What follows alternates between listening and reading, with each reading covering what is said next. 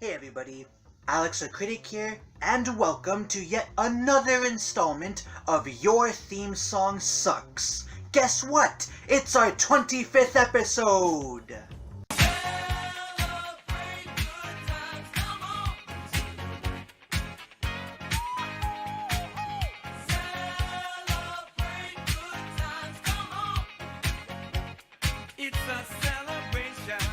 That's right, folks. After nearly 9 years, I have finally made it to 25 episodes. Trust me, no one is as surprised that I've been able to keep this bullshit going for so long as I am.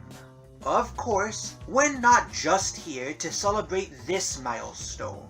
We're also here to celebrate a much bigger milestone, which is the fact that I finally hit 1,000 subscribers!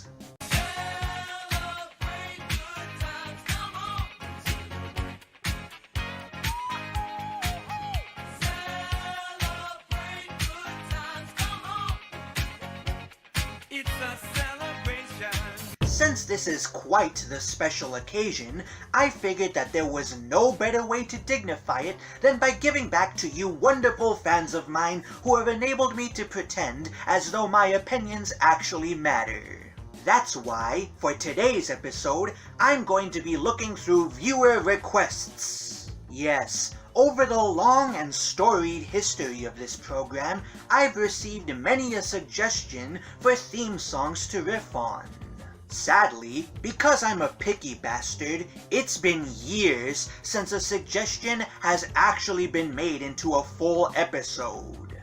Well, no more. Today, I'll be subjecting myself to all of the theme songs that you guys have thrown at me, primarily the ones that y'all suggested to me in the comments of the first video I made acknowledging that I got over 1,000 subscribers. Some of you who have me added as a friend on Discord also gave me some suggestions while I was taking them, and I'll be taking a look at those too. But before I can get started, I must play the theme song. I'm not gonna be playing the old, crappy theme song though. No, this brand new and exciting chapter of Your Theme Song Sucks deserves a slightly less crappy theme song to go with it. You know what to roll, editor. My TV makes me so bored, makes me say, oh my lord, what is this garbage here? Wanna cover my eyes and plug my ears, it sucks. And that's no lie, it's about as much fun as watching paint dry. Lowers my IQ one notch, and that's the reason why, I can't watch. Now that's how you open a show. Alright, bring on the bullshit. Our first request of the day comes from KingBeat1, who wanted me to look at the European version of the opening for Sonic X. Sonic X is a Japanese anime adaptation of the long-running video game franchise Sonic the Hedgehog. It was created by both Sega and Sonic Team, the latter being the dedicated developers of the Sonic games if the name didn't tip you off, and aired from April 2003 to March 2004, with the final 25 episodes being relegated to direct-to-video releases for whatever reason. Both the video games and the anime follow the heroic exploits of its eponymous protagonist, a blue-furred anthropomorphic hedgehog who can run faster than the speed of light. The story of the anime differs from the games, with Sonic and his friends being accidentally transported to Earth, where they protect the planet from the terrors of Sonic's archenemy, a mad scientist named Dr. Eggman, with the help of a human boy named Chris Thorndike. I was never into Sonic the Hedgehog, and so I don't have much experience with the franchise. This means that I know next to nothing about Sonic X, other than the fact that the American version of the theme song is one of the most memed things on the internet. So I'm quite curious as to why the European opening of the anime got suggested to me. Let's find out. Oh no, it's never a good sign when the opening begins with a lame-ass title card.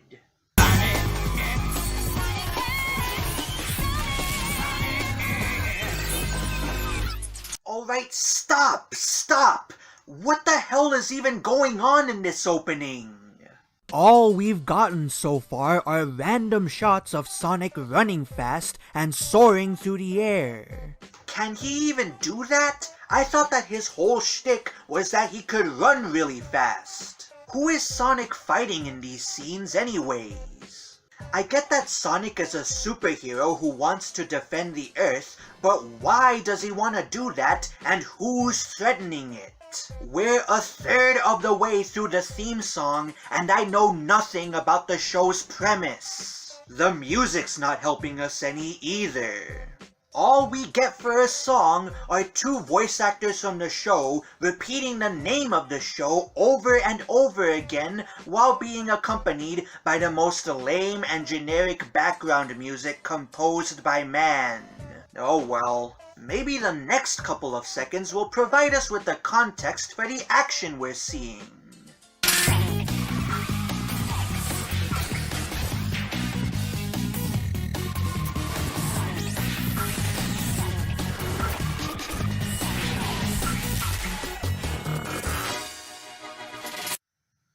This just makes me more confused than I already was. Yes, it is nice that we're getting more than just scenes of Sonic dodging enemy fire by running and jumping all over the place, but we still aren't given a clue as to what the hell's going on. Who's creating these robots that are trying to kill Sonic? Is it this fat, bald dude with the comedically large mustache who does nothing other than smack a tray of beverages off a robot's hands and grimace at the camera for a solid 2 seconds? What's supposed to tip us off that this is our main antagonist? The fact that he's wearing the jacket from Michael Jackson's Thriller video? And who in the hell are all of these other characters anyway? We see Sonic act fussy with this young kid and this Doc Brown looking motherfucker. Who are they?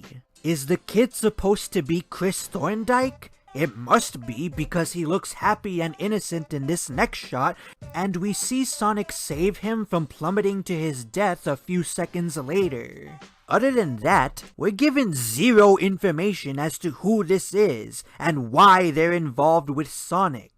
I shouldn't be too worked up about that though, because unlike the other characters in this opening, we're at least able to see Chris doing something. Yeah, the rest of the show's cast appear for a grand total of 2 shots, and those 2 shots go by so quickly that you might not have even noticed what was happening in them if you weren't paying super close attention to the screen. In the first shot, we see a red echidna, a pink hedgehog in a dress, and a little water droplet-shaped blob wearing a red bow tie standing around while I presume Sonic flies past them. In the second shot, we see a yellow fox flying a plane with the same pink hedgehog from before seated behind him. Are these Sonic's friends? Are these his enemies? Are they even part of the main cast? I don't know! They appear in the opening for only a few seconds and we aren't told anything about them, so they may as well just be background characters. How are we supposed to follow what the story of this show is when the opening consists of little more than random action scenes that are pieced together without rhyme or reason? This problem is made even worse when you consider the fact that these scenes are ripped straight from the show itself and are not original animation, which is a cheap slap in the face to your audience. Excuse me, Alex, but doesn't your opening consist of little more than random shots from your show? Do you want me to put you back in the hospital, Professor? You're lucky that Amazon Prime lost all of the parts for my death laser that I ordered. Yeah, that's what I thought. Let's see how these hacks finished their lazy-ass intro.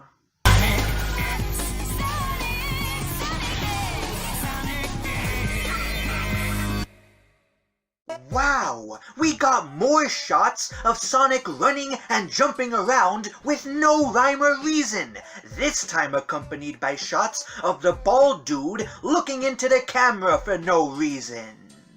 And look at that. The opening ends with Sonic jumping in front of what must be his friends and allies before doing a cool pose. All the while the show's title card gets thrown on the bottom of the screen. Well, I think I speak for everyone when I say that your theme song sucks. Seriously, this opening has nothing going for it. It tells us nothing about the show or any of its characters. Its visuals consist of nothing more than lame title cards and shots taken directly from the show itself. And the song is the very definition of uninspired. This opening is on the same level as an AMV that an edgy high schooler would put together and upload to YouTube back in 2007, and even that comparison seems unfair because at least those types of AMVs had good music in them. God, please don't let the other openings be this bad. What's the next suggestion we're gonna tackle? The second request of the day comes from BMW895, who wanted me to take a look at the opening for the Super Mario Bros. Super Show? What? But I love that opening! Yeah, I'm not kidding. I genuinely think that the opening to this show is fucking great, and I still enjoy listening to it on its own every now and then. I don't care if everybody else on the planet disagrees with me. As far as I'm concerned, everybody else on the planet is wrong. And you know what? This video actually provides me the perfect opportunity to explain why I feel that way. But of course, before I can do that, I need to explain what this show is. So Huh? What was that?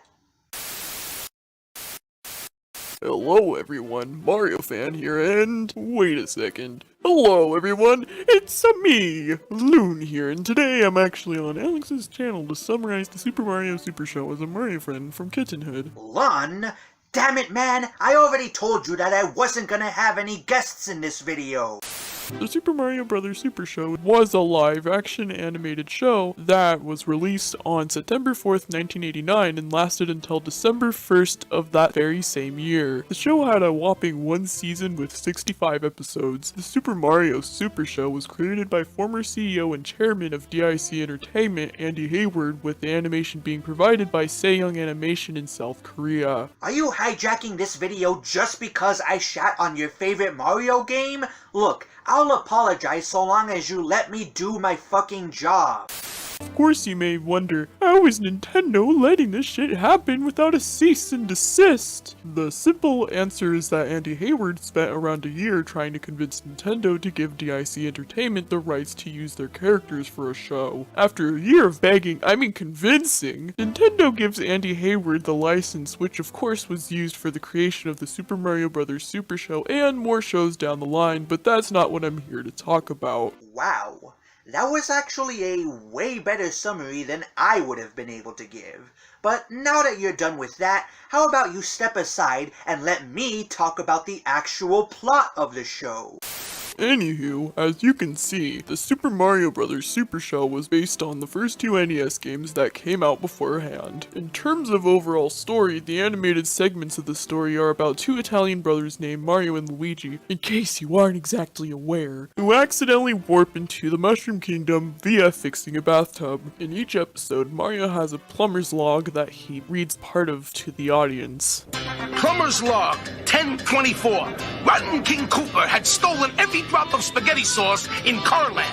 But a small band of mushroom rebels in a desert fort were making their own, and we were on our way to join them. Only trouble was, one of King Koopa's state troopers was hot on our tail. After all of that is finished, the Mario Brothers help Princess Toadstool, aka Princess Peach, and Toad with preventing King Koopa, aka Bowser, from taking over the kingdom, all while typically doing parodies of a film, historical event, or book. As for the live action segments, it revolves around Mario and Luigi as well, but except they live in Brooklyn, New York, and deal with the different aspects of running a plumbing business in the late 1980s. Gee, thank you for stealing all of my thunder, Lun. Do you have any grand final message that you wish to give to the audience? When is your Nessie Monster video coming out? Huh, would you look at that? Seems as though Lun's connection to my internet miraculously got disconnected. Oh well, I guess we'll never figure out what they were trying to ask. On to the opening. Hey, paisanos, it's the Super Mario Brothers Super Show! Okay, I'll be fair. Starting your theme song off with the disembodied head of your character shouting the name of the show at your audience as if they're so brain dead that they forgot which program they switched to is pretty fucking lazy. I mean, hell, the words in the title card aren't even centered. Believe me though, the opening does get better. We're the Mario Brothers and plumbing's our game. We're not like the others who get all the fame. If your sink is in trouble, you can call us on the double. We're faster than the others, you'll be hooked on the brothers. Alright. So the visuals in the first couple of seconds aren't anything to write home about. In fact, they teach us next to nothing about the show at all. We just see the live-action version of the Mario Brothers do a stupid little dance. And if you pay attention, you can see Captain Lou Albano, the professional wrestler who Deke hired to play Mario, nearly trip as he does his moves. I guess the jackasses who produced this show couldn't be bothered to have him do a second take. Let's look on the bright side though. The song itself slaps. Not only do the lyrics tell us what the Mario Brothers do, but they're delivered with a really solid flow, and the beat itself takes appropriate inspiration from the soundtracks to the original 8-bit games that this cartoon is an adaptation of. Yeah, they're cheesy, but at least there's some actual passion and artistry on display, which is more than I can say for other kids shows that have rap themes. Don't worry though, the song isn't going to be carrying the back of this opening for long. Watch!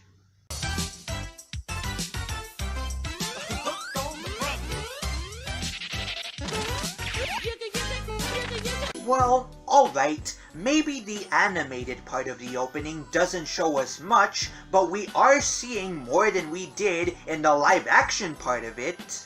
The Mario Brothers slide down this random pole, as do this red-headed princess in a pink dress and this weird little red and white fungus creature that don't get name-dropped or mentioned. Then Mario busts a random brick block that's hanging over the head of this big green anthropomorphic turtle who, again, we aren't told or shown anything about. Well, the producers play sound effects from the original Mario games that correspond to the actions of the characters, and they're accurate too.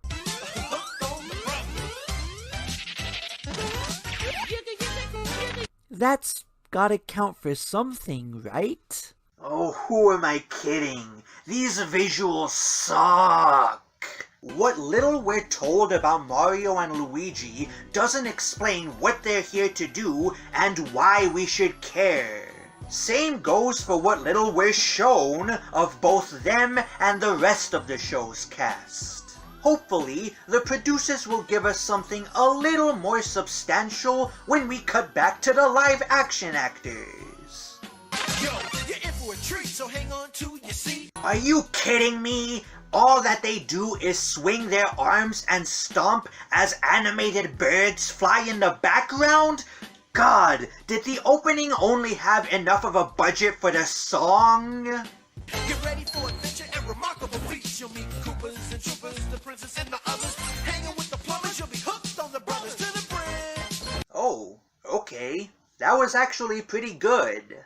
We see the live-action bits of the opening interact with the animated bits in a charming way, with the real actors of Mario and Luigi pointing to this door that just pops into existence right in between them, and then looking on in bemusement as the cast of the animated portion of the show storm out of it and run past the camera. The sway of the princess's dress then transitions us to a shot of the two live-action actors, who have now been placed into the door by the cruel hand of God. Accepting their fate of being exiled to a frozen wasteland, they dance to the deceptively cheerful beat of the opening music before the door permanently shuts on them. Sure, the lyrics are still simple and generic, what with the rappers failing to tell us exactly what sorts of adventures and remarkable feats we'll be seeing, and only naming a few of the characters that actually appear in this part of the opening. Hell, the princess, who I'm pretty sure went by Toadstool in this show, only gets referred to as the princess. Poor King Koopa gets the worst treatment, being referred to solely as one of the Koopas. Which, if you didn't know, is the name of the underlings that serve him. Ouch. I guess you could argue that the rappers were referring to King Koopa when they said you'll meet Koopas, but then why didn't the animators have him run out at that part? Well, all of those complaints aside, this song still sounds really good, and that flow beats anything that's coming out of the radio nowadays. The raps may be corny, but at least I can actually understand what they're saying. Let's see how this opening ends.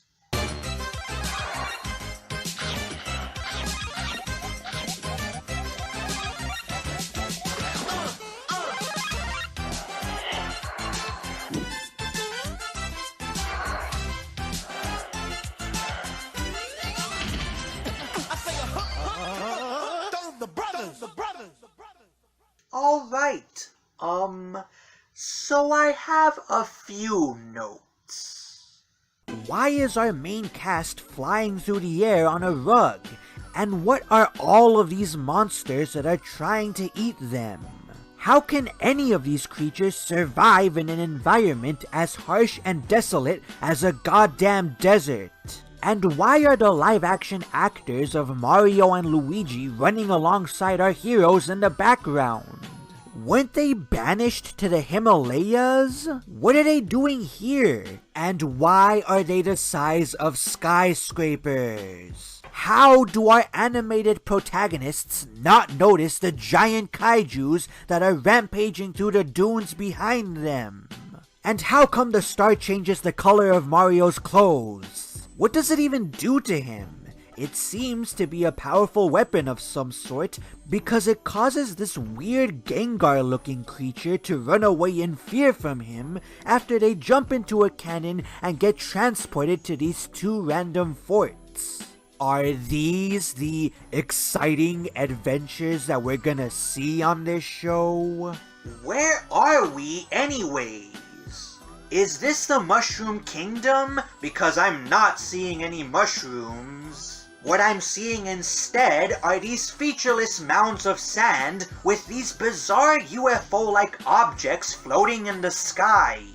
I guess the word mushroom means something entirely different in this place. It is neat that this is mostly original animation that we're seeing, but the producers forgot that this animation is supposed to be providing us with context for the show's plot.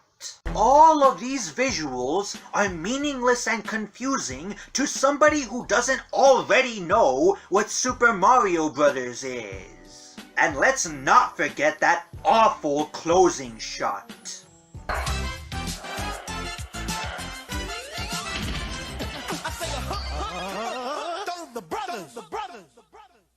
Wow, I guess they really did waste what little budget they had for the opening on the theme song, because those title card animations were the definition of lazy. That would explain why the rappers only spit about 10 or so bars and leave most of the song blank. I hate to say this, but your theme song sucks. Which is weird, because I definitely remember there being another opening for this show that had much more thought and effort put into it. Yo, it's the Mario Brothers, and plumbing's the game. Found the secret water while working on the drain. Lend the princess a hand in the mushroom land. Turn the action with the plumbers, you'll be hooked on the brothers. Now, Evil Koopa and his troopers are up to misbehaving. They kidnap the princess, mushroom land needs saving. Abusing and confusing, everybody discovers they can't help but be hooked on the brothers.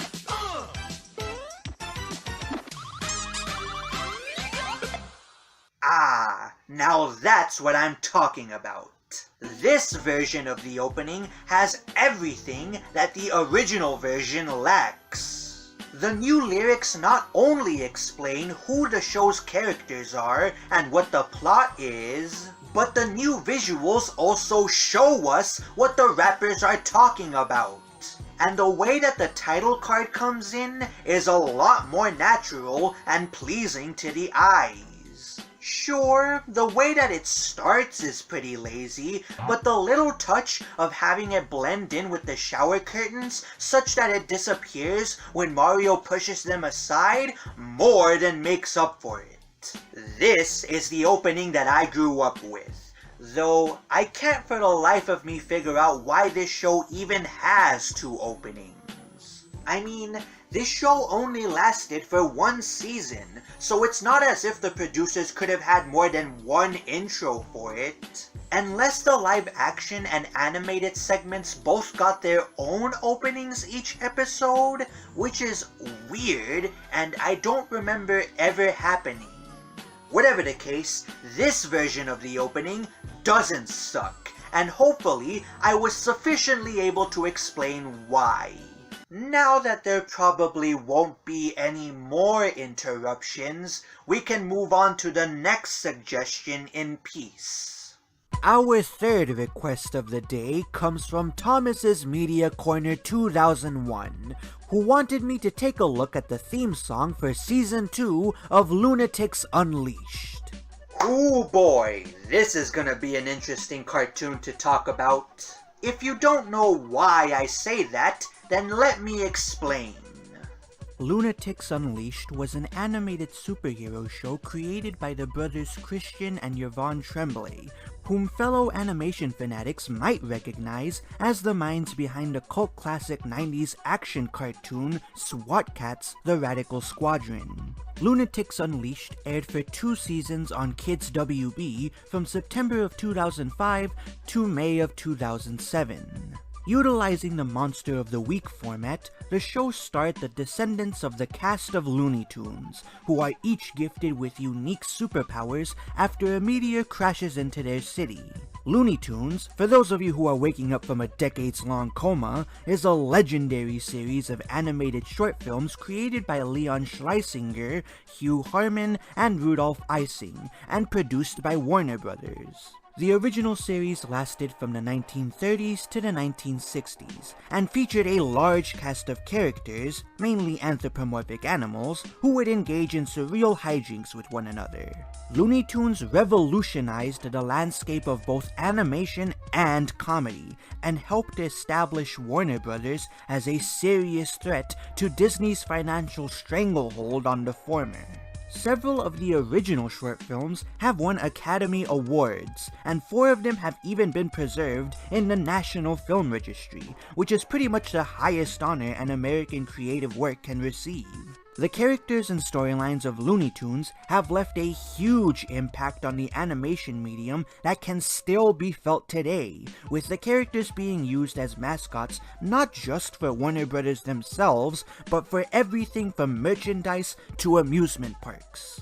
The studio continued to produce films and TV shows with the Looney Tunes characters throughout the rest of the 20th century, most of which stayed within the series' comedic roots. So let's just say that when this beloved and historic franchise would get a new addition to it in the form of a dark, gritty superhero show with completely original characters that seemingly went against everything that it stood for, the fans weren't exactly happy about that. Scratch that, they were furious.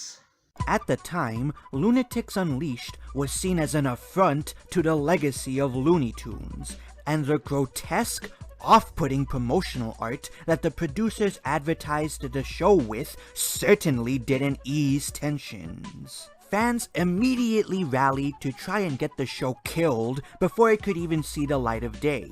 The news hit the blogosphere splat like a pie in the face. Animation chat rooms went berserk. Someone tell me this is all a big joke.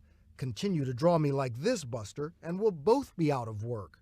But of course, that didn't work, and they got stuck with it for 2 seasons, though at least the official character designs looked a lot more palatable. Needless to say, the show continued to be lambasted by the general public as it aired, and its legendarily bad reputation has persisted to this day, with even currently airing animated programs dedicating entire episodes to shitting on it. Many people argue that Loonatics Unleashed is the worst thing that Warner Bros. Has ever done with the Looney Tunes franchise.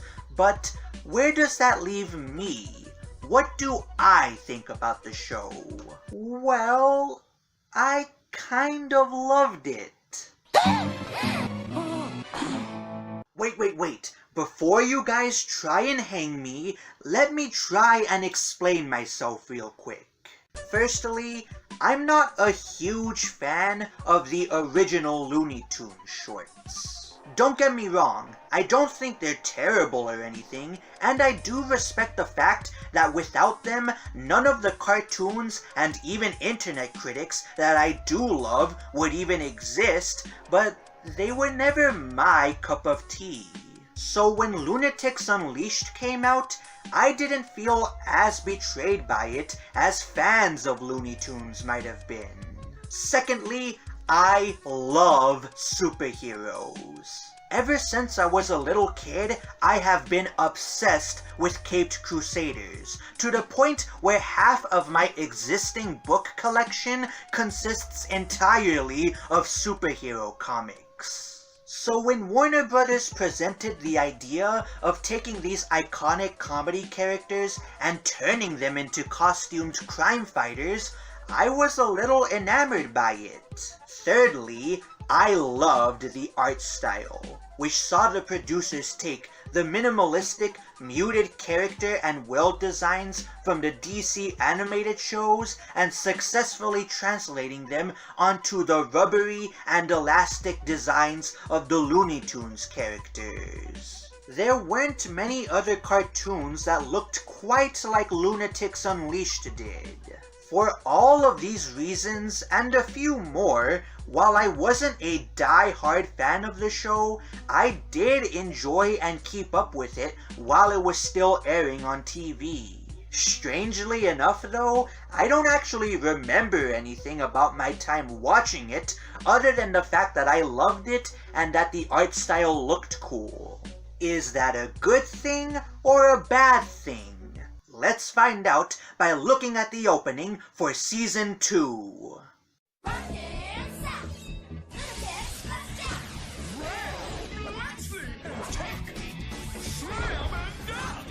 So, good news, this is probably the best original animation that we've seen thus far, and the song actually tells us who the main characters are, while the visuals show us some of their powers. Bad news, this song sounds incredibly disjointed and lame, with the narrator's goofy-ass voice and the lifeless backup pop singers not matching the tone that this show is supposedly going for at all. Worse still, I can barely understand what any of these people are saying. Let's see if things get any better. Hey, is cool and leads the pack. Laser sword strikes him back. Oh god, we're gonna be stuck with this goofy narrator for the whole opening, aren't we?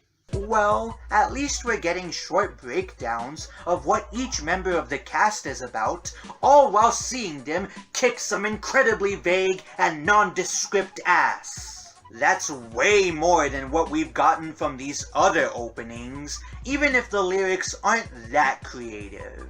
Besides, it's not like the song is gonna get any worse from this point forward. When Big Bad Bob smacks and attack, let's see Brain Blast makes him cry. No, they're making him rap now? His words were barely decipherable before! Whacking in, whacking out, don't make it play the shot.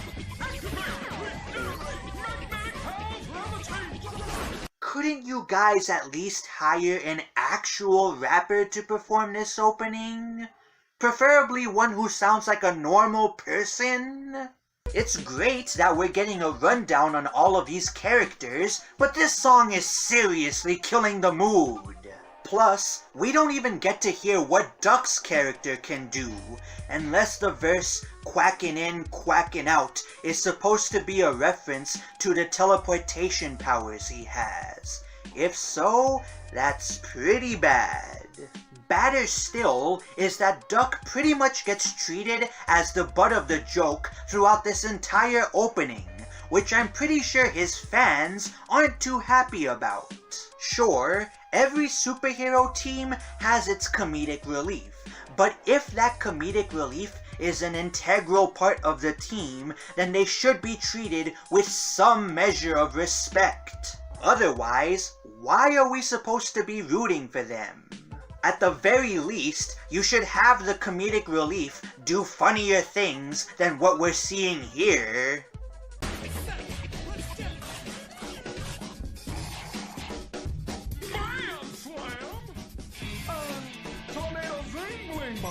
Alright, I like how the beat switches up both to fit the mood of what's happening on the screen and to drum up hype for what we're about to see. That's a great use of instrumentation that almost makes you forget just how terrible the singers are. Almost. I also like that we get to see some of the supervillains that our heroes fight, even if we don't get told anything about them or where they came from. For that matter, we don't get told how our protagonists came to be heroes either. Well, it's still cool that the producers didn't completely throw in the towel here. Supersonic ram eats them up at the speed of light. What the hell just happened?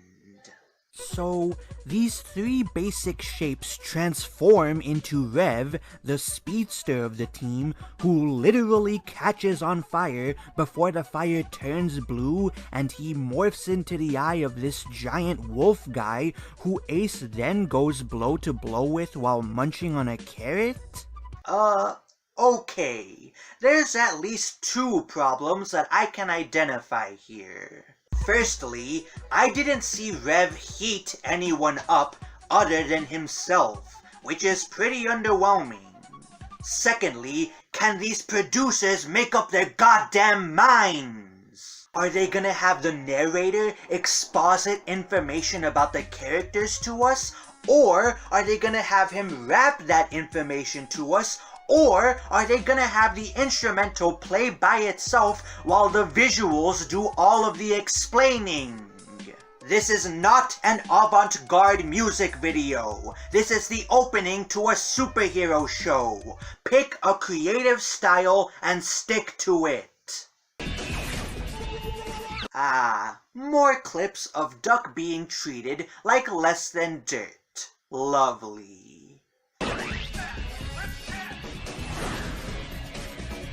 Whoa, what the hell is this? They're chasing bad guys in space in rocket ships? This isn't Duck Dodgers, this is a grounded superhero show. Or, at least, I thought that's what this was.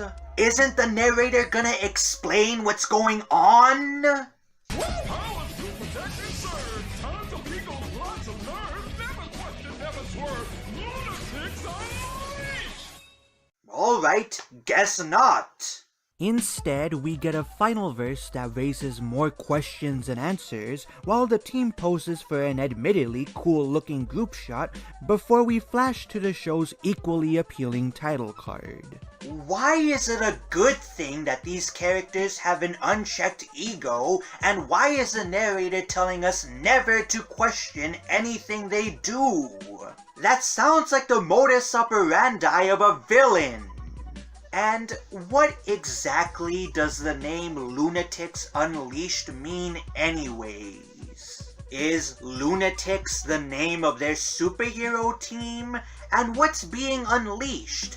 Peace? Justice? My bowels? What? I really hate to say it, but your theme song sucks. The animation is a step above what I was expecting, and the lyrics themselves actually teach us a fair bit about the characters, but the awful musical choice and the confusing imagery that was shown drag the whole thing down. What kind of idiot decided that this is the kind of opening that this superhero show should have? I don't know. Hopefully the next show will be looking at fares better. Our fourth request of the day comes from the Dark Master, one of my earliest fans by the way, who wanted me to take a look at the opening for a cartoon called Legends of Chima. Finally! A show that I have no history with and have never heard of before. That should make it easier for me to explain what it is.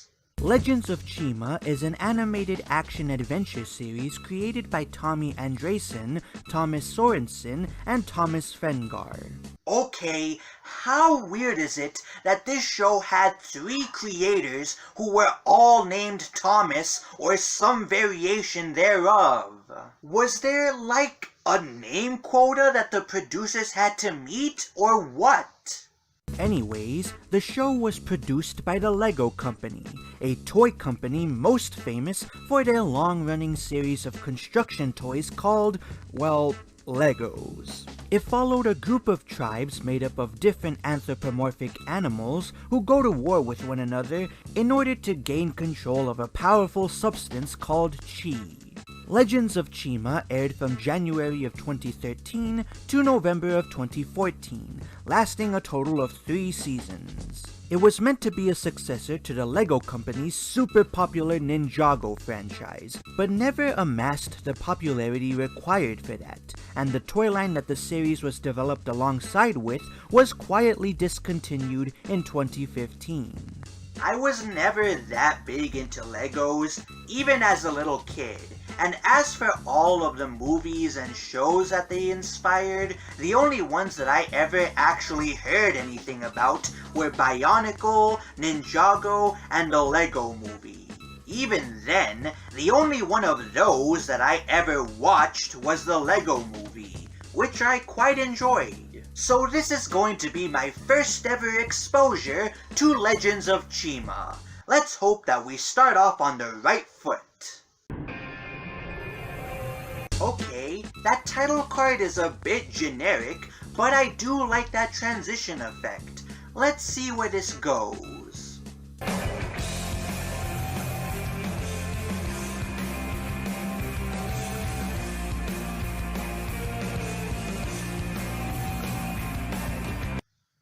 What in the world?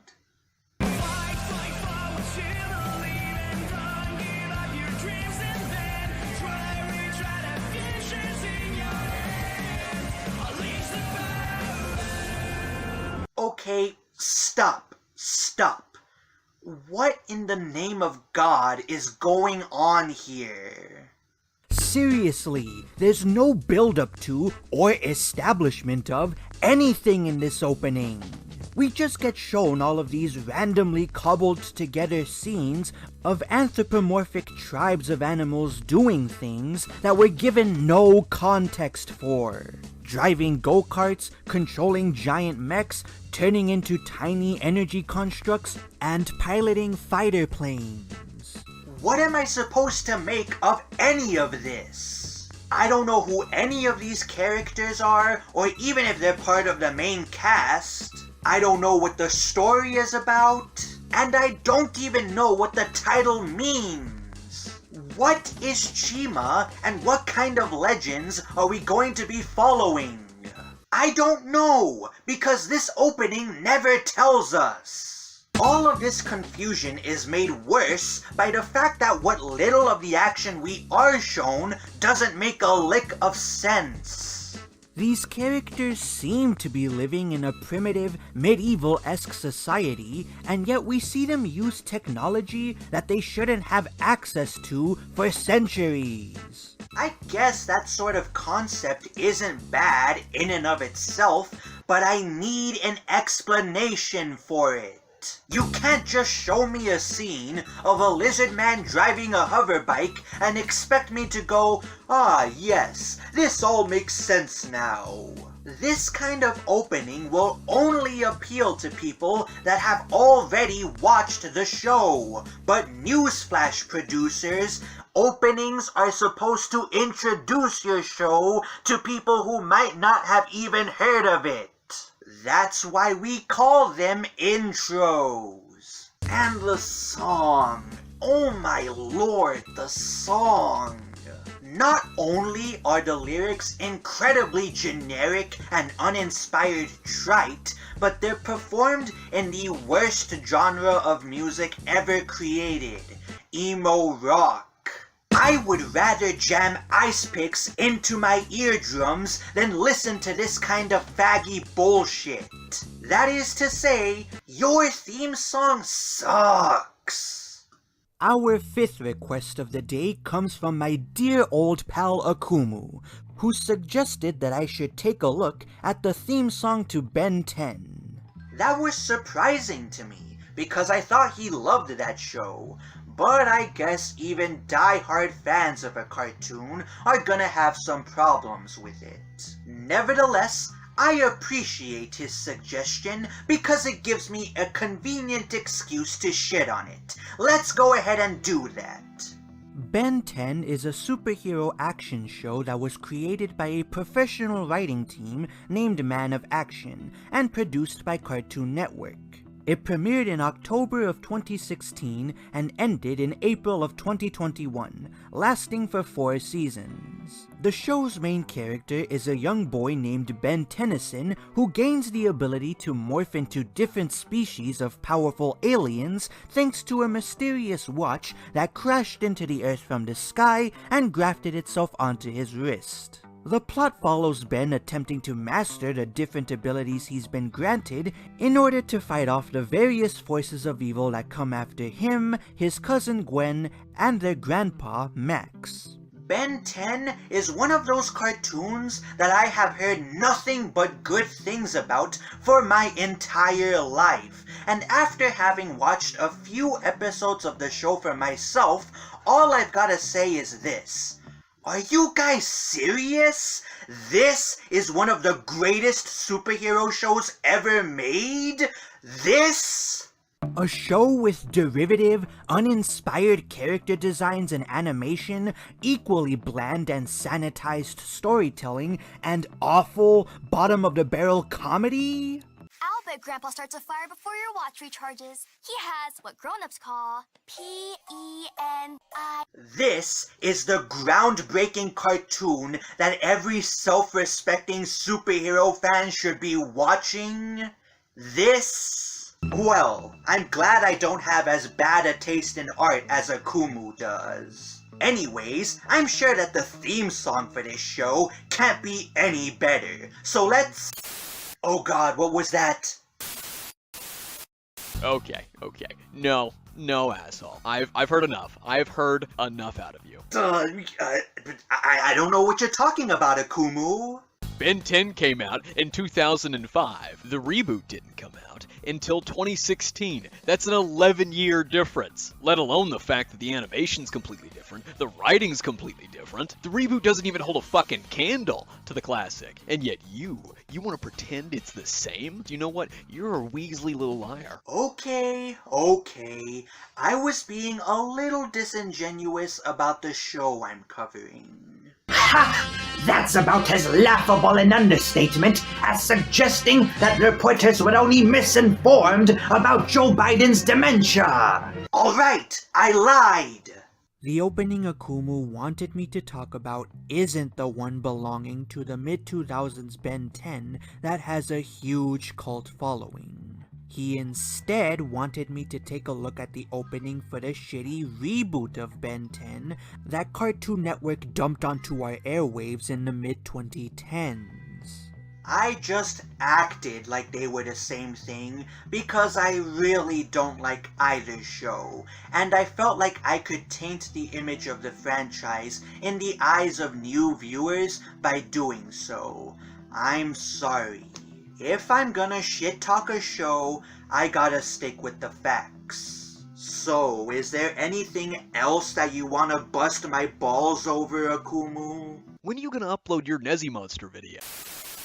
Wow, my internet has been really spotty today, hasn't it? Well, now that we've gotten that little misunderstanding out of the way, let's take a look at the opening to the reboot of Ben 10.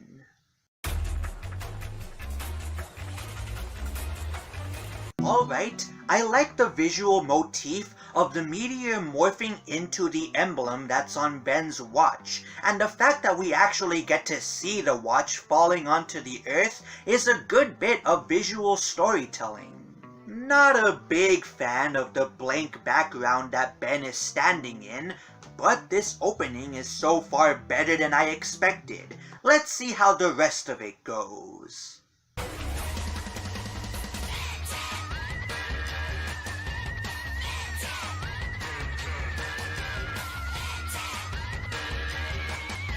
Alright, this is a neat little roll call here. I'm glad we're being shown what these different forms of Ben look like and what each of them do, and I suppose that the animation isn't the worst thing I've ever seen, but man, this song is such a huge downgrade from what the original show offered.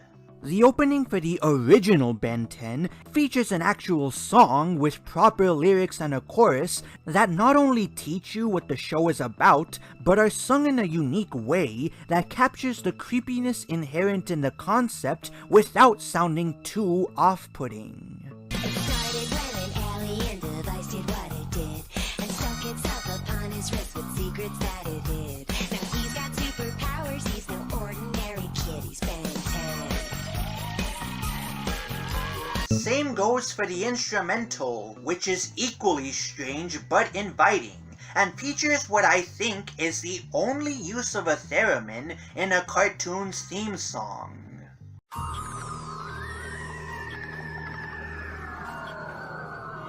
For the reboot's opening, however, about the only things that the producers kept music-wise were the theremin and the background singers repeating the name of the show at us as if we were too stupid to read what the name of the show was when we were changing the channel to it.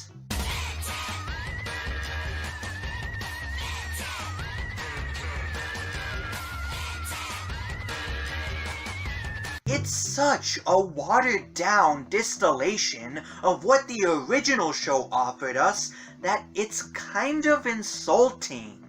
Maybe they decided to save all of their cool shit for the end of the opening. Let's check that out.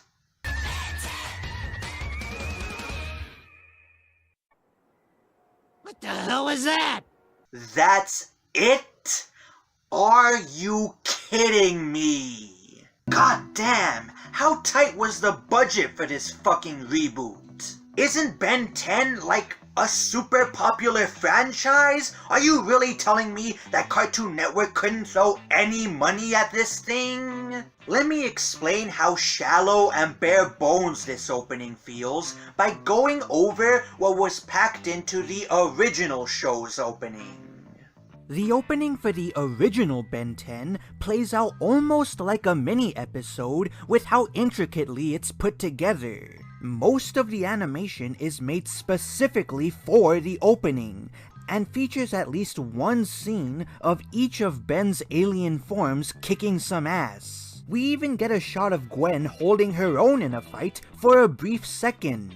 It's not explained who she is or what she's doing here, but it's at least shown. Even the few shots of the intro that were recycled from the show, such as the one where Ben first finds the watch that grants him his powers, are presented with these distorted filters and borders that make them look like a hologram being projected out of Ben's watch. So I can't even critique the opening for that, because it at least matches perfectly with the creepy visual style that the producers were going for. However, my favorite part of the opening by far has to be the part where we actually see each of Ben's 10 alien forms. Not only does this roll call give us a quick demonstration of what these forms look like and what powers they possess, but the art style shifts completely to something more simplistic and bouncy, which adds a punchiness to the action we see.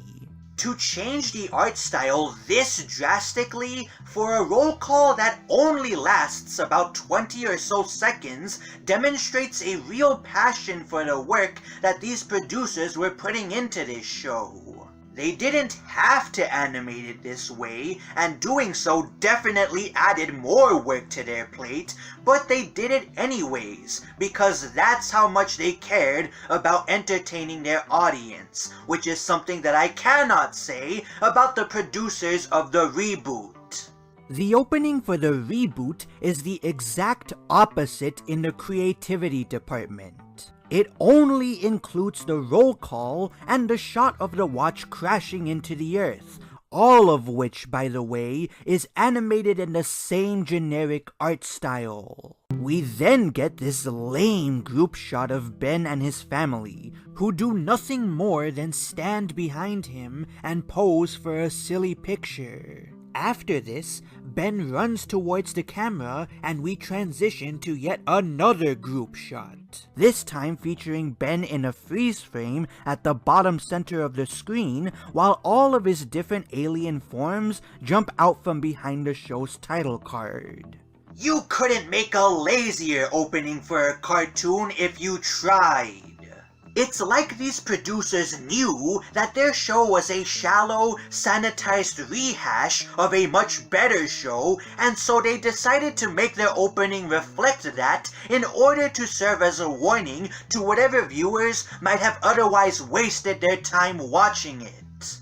But on the bright side, this presents to me an excellent opportunity to stick it to Ben 10 fanboys by saying, your theme song sucks.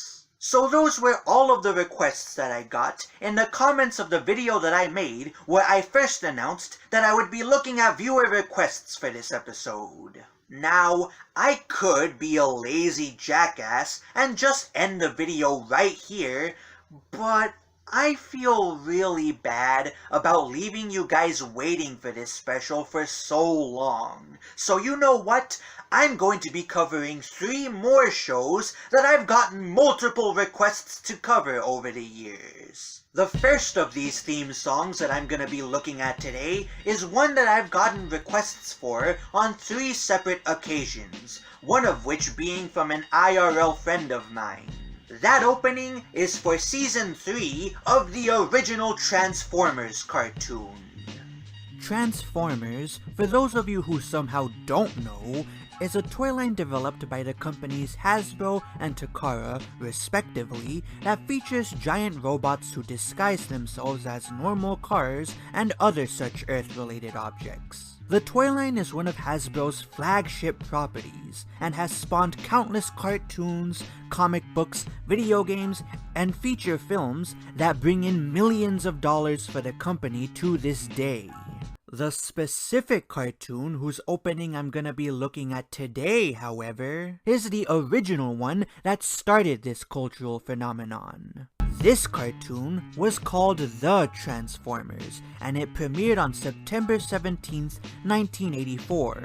It lasted for 4 seasons, ending its run on November 11th, 1987. The story of The Transformers revolved around a group of heroic, sentient robots called Autobots defending the Earth from an evil group of other sentient robots called the Decepticons, both of whom crash-landed on Earth thanks to a long-standing war between the two of them. Like many other toy-based cartoons of the era, The Transformers, which is referred to as Generation 1 by fans of the franchise in order to distinguish it from later entries, is fondly remembered as a staple of Saturday morning programming, with many of the characters and plot lines that were established in it sticking around in the franchise to this day. Now, like with Lego, I was never that big into Transformers, and in fact, I find the whole premise of it rather stupid. But hey, one of my favorite cartoons revolves around a talking kitchen sponge who cooks burgers for a greedy crab in an undersea restaurant, so who am I to judge, right? Point is, I know next to nothing about this cartoon other than what the friend of mine who is a Transformers fan has told me about it, so it should be pretty interesting to see exactly why the opening for Season 3 is considered really bad. Let's get started.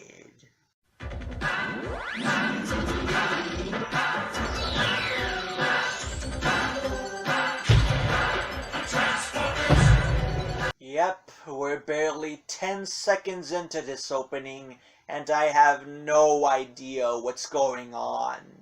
We open on an establishing shot of space, and then see a green grid beam into the middle of the screen out of nowhere and morph into the disembodied head of what looks like a samurai robot, or a Samurbot if you will.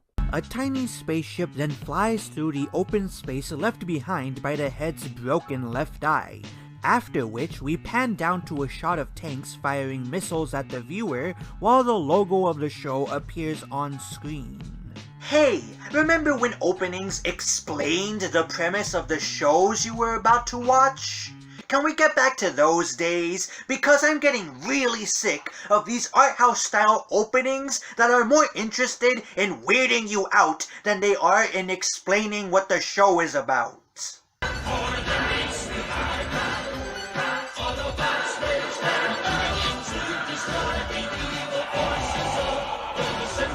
I'm just gonna assume that the people who made this opening were high on drugs because none of this makes any amount of goddamn sense to me. We cut to another shot of space where we see yet more nondescript spaceships whizzing by the screen. Then a CRT TV falls into the frame from out of nowhere. What? Was there an intergalactic moving truck that got blown up during this battle that I'm presuming is being fought right now? And it projects more green vectors that morph into 2 characters who we aren't told anything about other than that one is an Autobot and the other is a Decepticon. And even then, it's confusing to tell which is which because neither the visuals nor the lyrics make any attempt to distinguish them. These 2 guys then do a silly ballroom dance together with their spinning animation changing into Saturn's rings, which we then see the spaceships from before fly over. Okay, first of all, the animation in this opening is pretty bad. It's not horrible, but the fight between the cannon robot and the dinosaur-looking robot looked so choppy that you'd swear you were looking at a fan recreation of the theme song. Second of all, your audience is not just made up of fans of the show. There may be plenty of people watching it who have quite frankly never heard of your show, but might be interested in learning about it. Theme songs are supposed to hook those people in just as much as they're supposed to entertain the fans that you guys already have. And right now, you guys are failing miserably at that. Again, we aren't told who any of these characters are, nor where this show takes place, or what these guys are fighting over. All the lyrics can tell us is that the Autobots are trying to destroy the evil forces of the Decepticons, but what makes these forces evil? Why are these guys at war?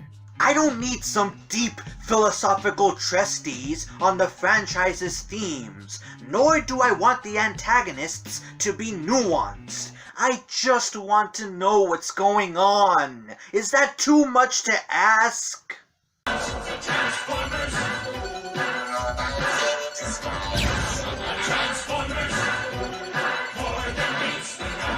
Alright, so I like how the emblems that these two robots wear act as a transition of sorts between their scenes. And the shot of one of them holding what looks like a Glock at the viewers is very unintentionally funny. But I still don't have a clue as to what any of these scenes are supposed to mean to me. This red robot gets shot at by the world's worst marksman, then turns into a boombox and emits sound waves that then morph into ripples of water on the ocean, after which this creepy piranha-looking abomination charges at the viewer? Well, since the visuals aren't getting any less confusing, and the animation continues to be the definition of cheap and lazy, I guess we can take a second to talk about the song itself.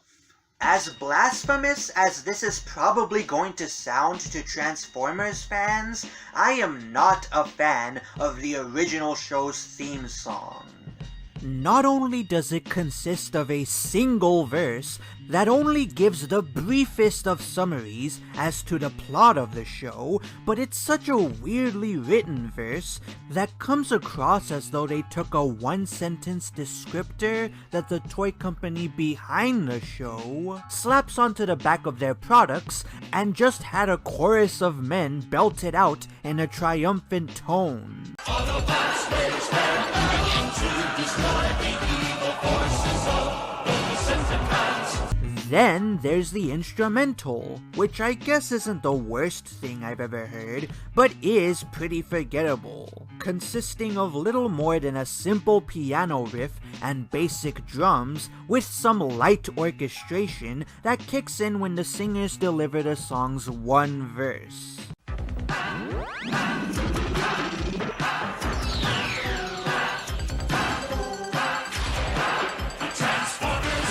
How in the world is that gonna get anybody hyped up for the show? About the only cool thing about it is the ominous robotic voice that says robots in disguise towards the end. But even that's not enough to redeem the 40 seconds of musical blandness that you have to suffer to get to it. That's it. I'm at my wit's end here, so let's just see how this opening ends so that I can preserve what little sanity I have left by moving on from it. Wow. I guess there really wasn't any other way to end this lazy-ass theme song than by having three characters that we don't know anything about run across the show's title card and go off screen so that we can be treated to this bland shot of outer space. Do I even have to say it? Your theme song sucks. It teaches me nothing about the show's plot nor its characters. It features cheap, rigid animation and has uninspired music. I have to believe that the first two openings for this show were way better than this, because this is about as bad as you guys told me it was. The penultimate opening that I'll be looking at today is one that I've gotten the odd request for every now and then, and is in fact one of the earliest requests that I've ever gotten for this show.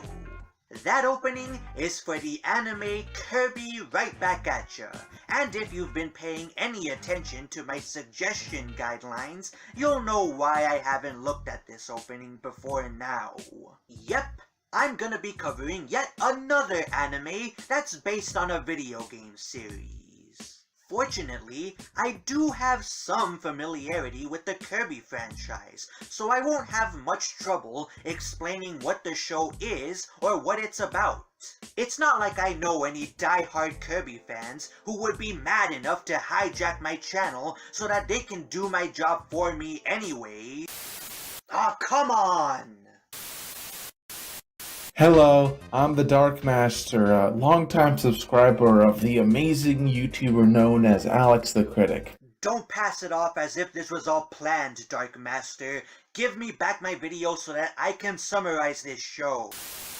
He's my friend and has asked me to help explain what exactly is Kirby Right Back At Ya in a generalized way. So, this anime was inspired by the Kirby video game series that ran for 100 episodes, plus a pilot, and a 3D special made for the Nintendo 3DS video service. The series was broadcast from October 6, 2001 until the final reruns on October 27, 2008. While most video game-based television shows are infamous for their lack of quality, okay, come on, that's a low blow.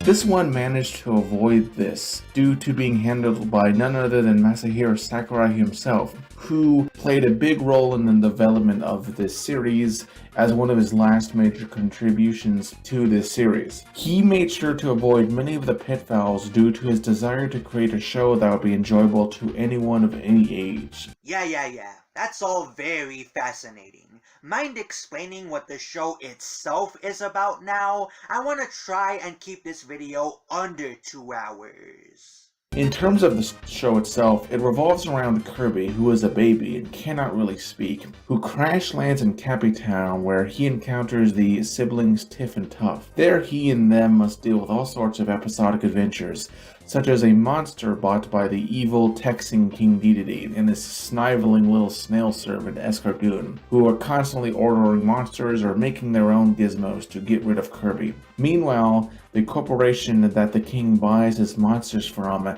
NME, owned by the dark wizard Nightmare, schemes from the shadows for galactic conquest while also destroying Kirby, who is in reality revealed to be a baby Star Warrior. Of course, there's a lot more to this, and frankly, you can make a video the length of Alex's entire video just on this show itself. I mean, there's 100 episodes for Pete's sake. Huh. Who knew that a show about a cute pink ball who horrifically devours people would be this complicated? Tell me, Dark Master, if I or anybody else were interested in finding out more about this show, where should we look? If you want to learn more details of the series, I have made a video series reviewing the anime, and the playlist is, as of recording this segment, up to episode 71 and over an entire day in terms of length. So if you're willing to do a deep dive, you can check that out. By the way, when are you uploading that Nezzy monster video? Man, I really gotta get a better internet service provider because my signal here is terrible. Well, I'm pretty sure that Dark Master wasn't gonna ask me anything important anyways. Now that you guys are a little more well acquainted with the show, let's get into the opening. Kirby, that's a name you should know. Kirby, he's the star of the show. He's more than you think, he's got maximum pink. Kirby's the one. Okay, what is it with theme songs and not explaining anything about the show? For the millionth time, you cannot just bombard us with random scenes of the main character doing a bunch of goofy shit and expect us to be able to follow what's going on. Where did Kirby get all of these outfits from? How is he so fast that he can instantly appear in 3 different places? Why is he riding a star? How is he riding a star? Why is he sucking in air like a vacuum? Who are all of these other characters? You would think that the song itself would pick up the slack of explaining what the show is about, but outside of repeating Kirby's name over and over again and telling us that he's the star of the show, you know, in case you forgot, the only information about Kirby that the singer relays to us is that he's more than we think because he's got maximum pink, whatever the hell that means. Oh, and he also says that we should already know who he is, but that doesn't explain anything. God, is the rest of this opening gonna be as nonsensical as this? Let's hope not. Here comes the ride, back at ya. Here comes the ride, back at ya. Give it all that you got. Take your very best shot. Cause then you ride back at you for sure. Yeah. So, ignoring how we still aren't given anything by way of an explanation as to how Kirby can spontaneously change into these different outfits that enable him to do different things, I do find some of these visual gags to be quite funny. Such as the one where he has to regain his composure after being smacked in the face with his own frying pan. I also have to give the theme song itself some credit. While the lyrics themselves aren't anything to write home about, the passionate way in which the singer delivers them and the bombastic jazz orchestration make this a high-energy theme song that actually makes you want to watch the show. Granted, I'm not exactly sure what about the concept of Kirby made the producers think that swing music would fit it perfectly, but if it works, it works. How can I help you, King DDD? I need a monster to claw with that there Kirby. That's what we do best at NME. You better get it with a money-back guarantee.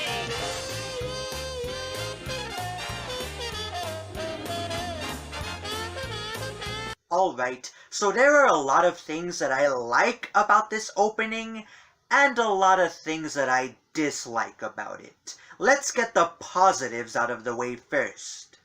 I enjoy that the producers actually had some of the characters from the show's cast talk to one another in the opening.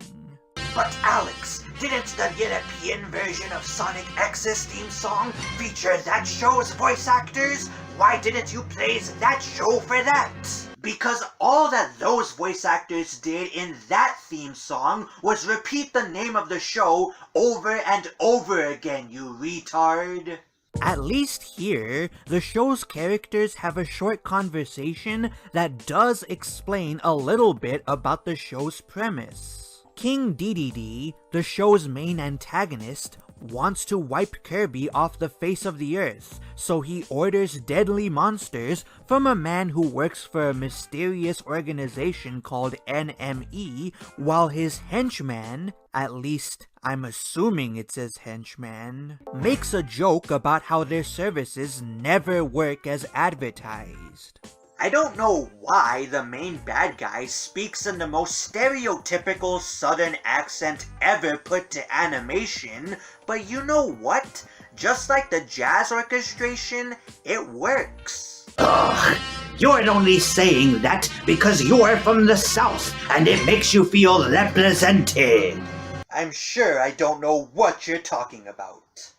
All of this is backed by some of the most tasty piano playing I've ever heard in a theme song.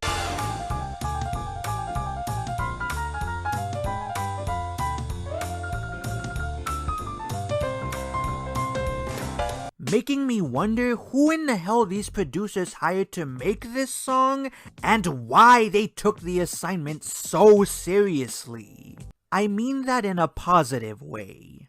After this scene, we're then treated to a montage of the various different monsters King DDD ordered attacking Kirby, which itself is backed by a pretty catchy saxophone solo.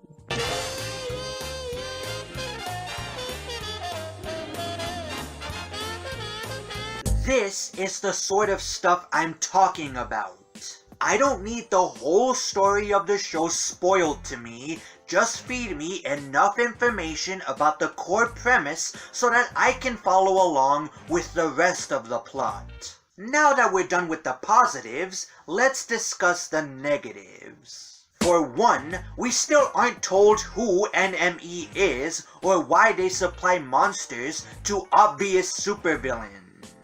Where are they even getting all of these monsters from anyways? Is there some kind of kaiju farm they're managing? We also don't know what King DDD's beef with Kirby is, nor why he wants him obliterated. Did he kill his dog, refuse to honor a bet that they made, set fire to his couch? I'd like my villain to have some kind of a motivation here, you guys. Also, as unfair as this might be to criticize, it's just jarring how terrible the lip-syncing in this opening is. You can very obviously tell that this show was dubbed from a different language, and it doesn't help that these are obviously clips that the producers ripped straight from the show, so that makes the visuals extra lazy. But hey, so far, this opening isn't all that terrible, which is far more than I can say for most of the other openings we've looked at thus far. Let's see where it goes from here. Whoa. Can you even show something like that on TV? It seems like the sort of disturbing thing that someone would develop a fetish over. He's here to stay. Don't be fooled by his size, you won't believe your eyes. And we're back to bombarding the audience with random scenes of Kirby being dressed in random outfits that enable him to do random things, while random characters whom we're told nothing about cheer him on from the sidelines. All the while, the singer performs the most generic lyrics ever written by man.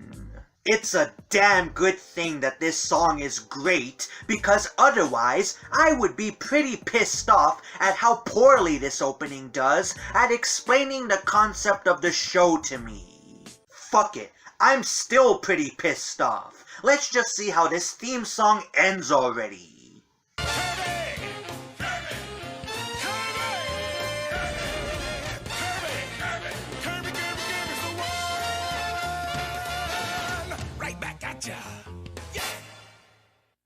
Once again, the visuals don't make any sense, but the song is just so upbeat and catchy that it kind of alleviates my frustrations. I'm not at all a fan of how lazily that title card was slapped onto the screen at the very end though.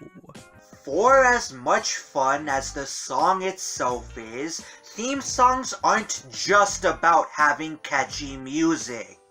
They need to have top-notch animation, and they need to explain what the show is to people that might not have heard of it before tuning into this episode of it. Given that the opening to Kirby Right Back Atcha accomplishes neither of these things, I regrettably have to conclude that your theme song sucks. The final theme song that I'm going to be looking at today is the most requested one in the history of Your Theme Song Sucks. I am not kidding. I have lost count of the amount of people that have asked me to take a look at this opening. So I figured that there was no better way to end this very special episode of the show than by giving the people what they've so desperately wanted for so long. So, which cartoon's opening have people been dying for me to tear into? The one for a cartoon called Sidekick. Sidekick is an action-adventure superhero cartoon with a comedic bent that was created by Todd Kaufman and Joey So. Produced by Canadian animation studio Nelvana, Sidekick premiered on September 3rd, 2010 and ran for 3 seasons, ending its 52-episode-long run on September 14th, 2013. The series originally got its start as a segment on a short-lived animated anthology program from 2005 called Fun Pack, and both iterations follow the trials and tribulations that 4 children named Eric, Trevor, Vanna, and Kitty go through as they work to become sidekicks for superheroes by studying at the creatively named Academy for Aspiring Sidekicks. Like with many of the other shows I've talked about thus far, I have pretty much zero familiarity with Sidekick. About the only things that I know about the show are that it's about superheroes, it was made by our neighbors up north, and it was made by some of the same guys who worked on Total Drama Island. Given just how many people have been begging me to rip the opening to this show a new one, however, I am morbidly curious as to what all the fuss is about. So enough beating around the bush. Let's finally check this opening out. We are Splitsboro kids and we go to Sidekick school, learning to be second best while playing by the rules. Huh. This isn't too bad so far. The lyrics have explained what the premise of the show is and who our characters are, and the visuals aren't too shabby either. We get a nice, simple establishing shot of the school itself, and we see some of the training that these kids endure.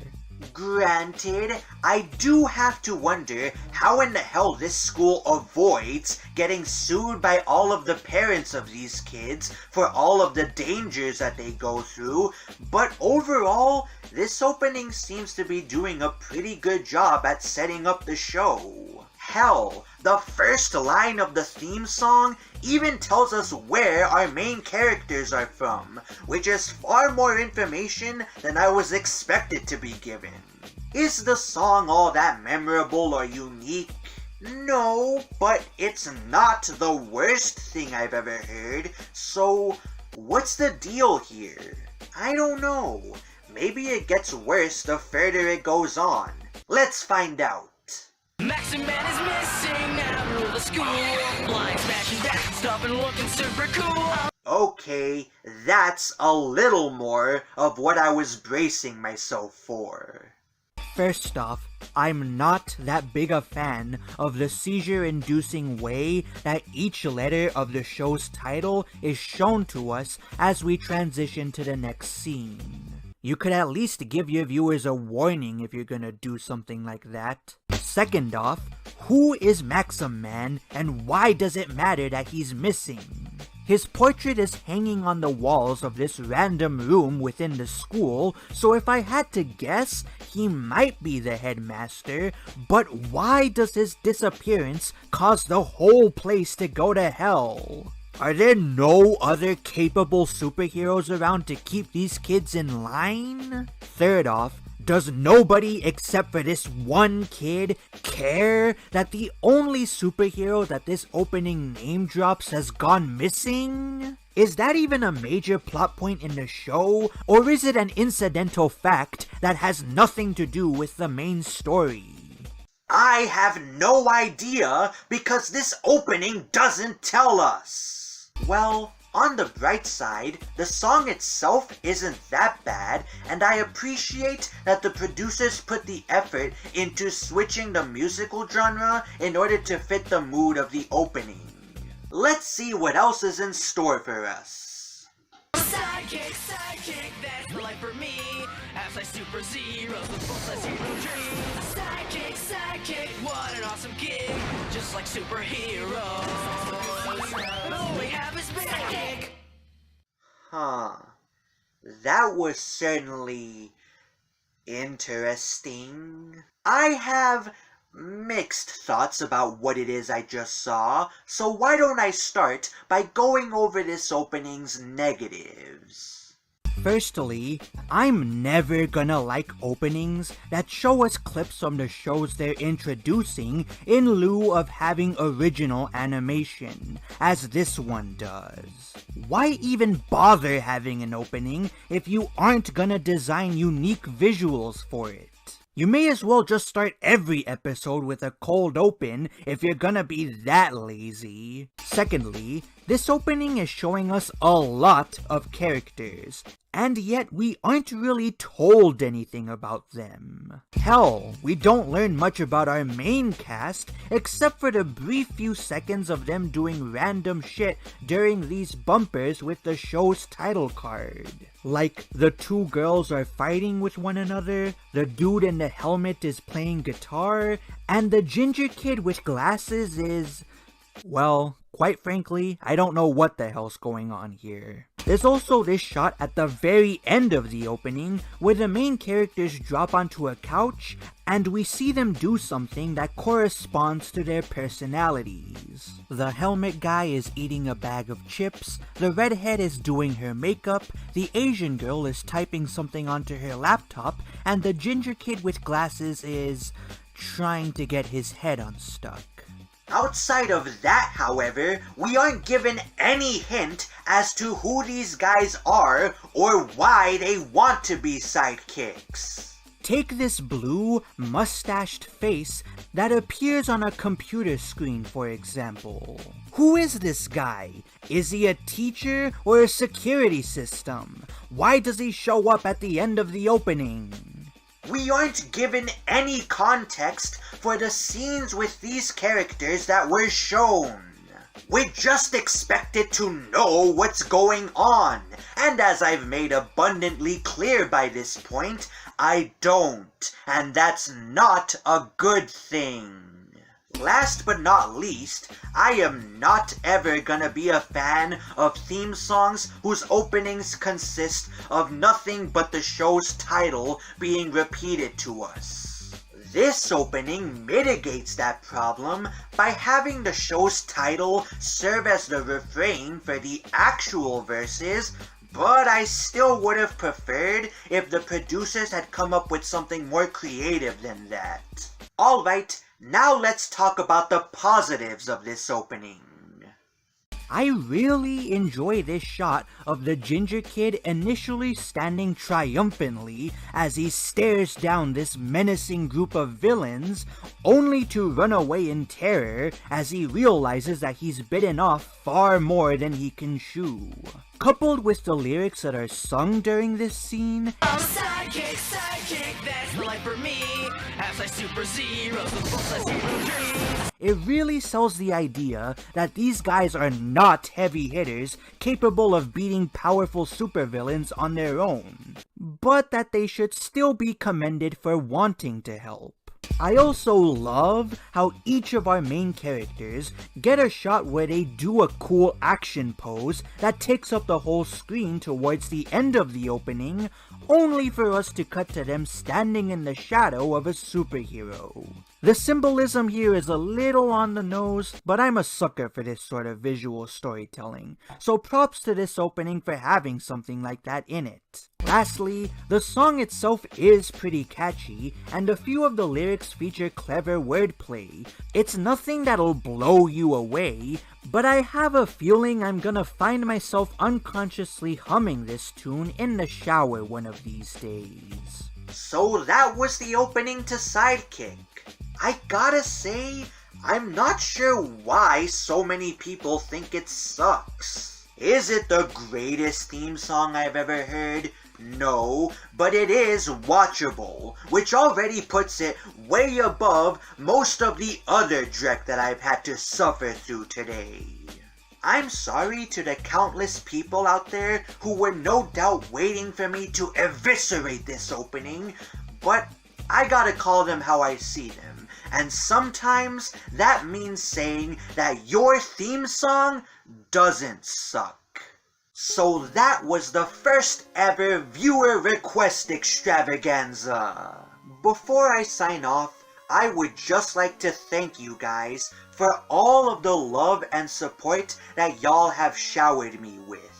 Whether you've been here since the very beginning or have only been following me for the past week, I am nevertheless grateful that you have decided that I'm worth your attention, and I hope to keep entertaining you guys with more of my stupid bullshit for the foreseeable future. I'm Alex the Critic, and I'll... Oh, come on, I was almost done with the video! Hello, Alex. Vigilant Critic? That's right. I noticed you didn't offer me a cameo in your video. Oh, well, you know, about that. I just got really busy and... Enough of your lies! For your insolence, I will force you to do a review of the worst cartoon ever made. Really now? And what happens if I tell you to go fuck yourself? Well, let's just say that I have communed with dark forces, and these dark forces have gifted me fantastic bargaining chip. If you don't do this review, I will upload an embarrassing picture of you doing ballet when you were 10 years old. Oh my god! That's right, critic. So if you don't want to spend the rest of your life on the internet being seen as a big sissy, you will review... No!